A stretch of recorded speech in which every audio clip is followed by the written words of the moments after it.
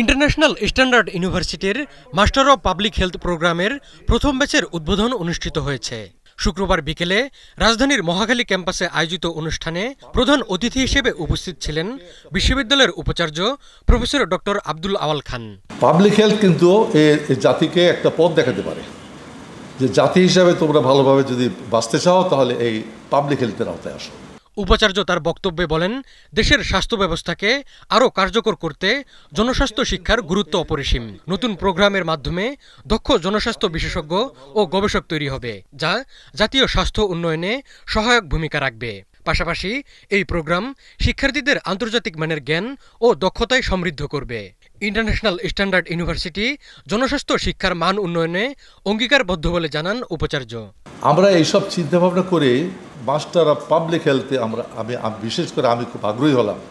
আমি অন্যান্য প্রোগ্রাম সম্পর্কে আমার যে অভিজ্ঞতা, তো তার চেয়ে অনেক ভালো অভিজ্ঞতা হলো আজকের। প্রথম ব্যাচের শিক্ষার্থীরা জানান, তারা দেশের স্বাস্থ্য ব্যবস্থা ও জনস্বাস্থ্য উন্নয়নে ইতিবাচক অবদান রাখার অঙ্গীকার নিয়ে মাস্টার অব পাবলিক হেলথ প্রোগ্রামে শিক্ষাযাত্রা শুরু করেছেন।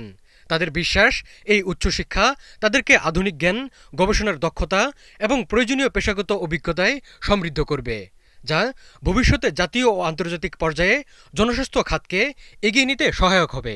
আপনাদের অভিনন্দন জানাচ্ছি এই প্রোগ্রামে সংযুক্ত হওয়ার জন্য, এবং এই প্রোগ্রামের মাধ্যমে আপনারা দেশ সেবায় নিয়োজিত হবেন। চিকিৎসকরা রোগীর জীবন বাঁচান, কিন্তু জনস্বাস্থ্য বিশেষজ্ঞরা পুরো জাতিকে বাঁচান।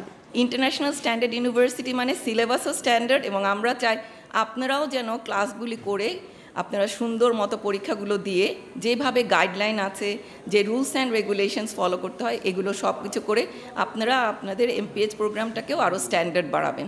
বিশ্ববিদ্যালয়ের পাবলিক হেলথ বিভাগের বিভাগীয় প্রধান ডক্টর ফাহমিদা বিনতে মেজবার সভাপতিত্বে বিশ্ববিদ্যালয়ের ট্রেজারার, বিভিন্ন অনুষদের ডিন, শিক্ষক, শিক্ষার্থী ও জনস্বাস্থ্য বিশেষজ্ঞরা অনুষ্ঠানে উপস্থিত ছিলেন।